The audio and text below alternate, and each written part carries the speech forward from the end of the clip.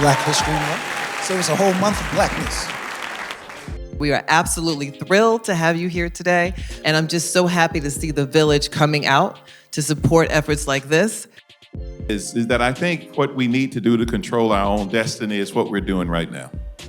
Obviously, we have a lot of people that are angry, a lot of people that are hostile, a lot of people upset based upon what happened during the last election.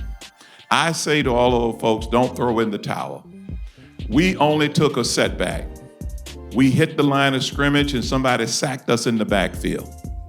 What you do when something like that happened, you huddle.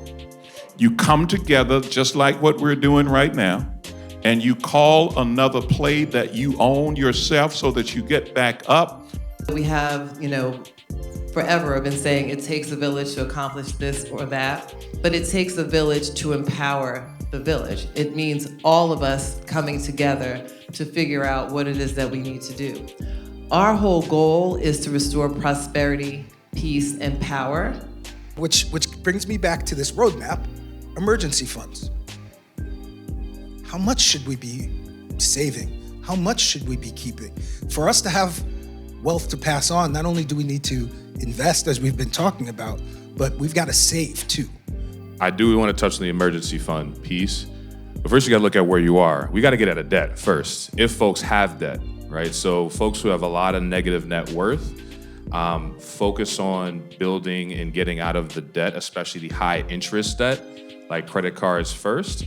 And then at that point, start thinking about the emergency fund and building up a couple of months of non-discretionary expenses.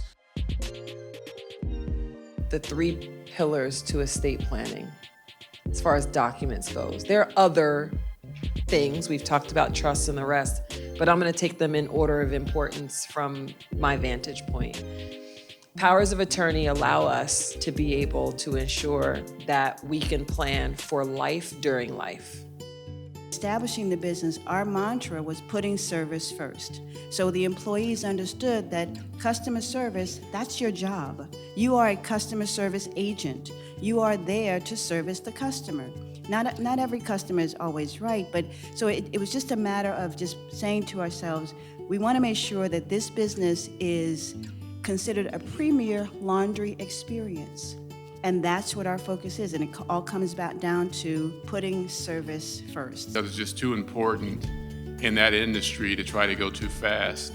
There's this saying of go slow in order to go fast, so make sure you got everything in good order before you try to rush out there. When it comes to money, a lot of us try to rush it, and we find out we have to undo a lot of things later. The DEI is making it very clear. It's clear where people stand. So what that tells us is nobody else is going to do our business. That's what I look at that. Nobody else. If you had any question about that, we've got to stand up on our own and do that. And then I want you to stop and think of where your health is right now and be realistic about it for yourself. And if it's not where you think you need it to be, then now is the time to stop. You can still pursue that business, you can still pursue that wealth plan, but I want you to stop and make your own health plan. Different ways you can prepare your business. I think, especially when it comes to lending, working with the state is a little different than working with the private sector. I have all of the tools that I need so that I can present this to our credit officer. And I always share with our clients, I'm on your side. I'm not about wasting my time. I want to make sure that I can get you this capital. So, through our conversations and through the interview process and just going through the financials, I can tell a story.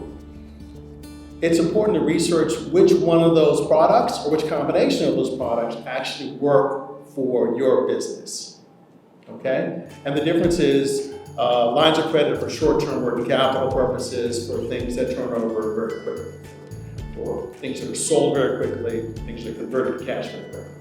Term loans would be for a fixed asset. Let's say you buy a vehicle, you get a term loan for a vehicle. And a commercial mortgage is for real estate. And it seems as though the whole world is fighting against our mission. It feels that way sometimes. At the same time, though, I'm reminded that what we're going through right now is just a small percentage of the stress and pain and craziness that our ancestors had to deal with to get us this far. So we are resilient people. Thank you, thank you. So that is our time, but it is about faith, focus, and follow through, right? So we've got Project 2025, but we're starting Project Unity. That is our project, is to unify our community and collectively figure out how we solve our own problems and overcome just like our ancestors did.